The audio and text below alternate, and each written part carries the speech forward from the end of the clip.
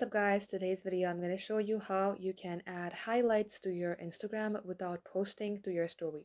So first of all, head over to your application, then select this three-row icon. From here you will see a search box, type in story. You will see story, live and location. So tap onto it and select hi story and live from. You may go ahead and simply select some people, select done.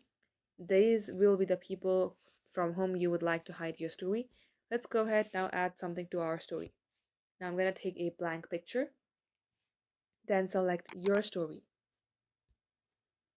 Now once you have added something to your story, you're going to have to go back to your story again and add them to your highlight. So once done, launch your story. Now select three-dot icon. From here, select highlight. Now this being my highlight, the story will be added. Let's go ahead and view it. And just like so, this is how it's done. Thank you for watching.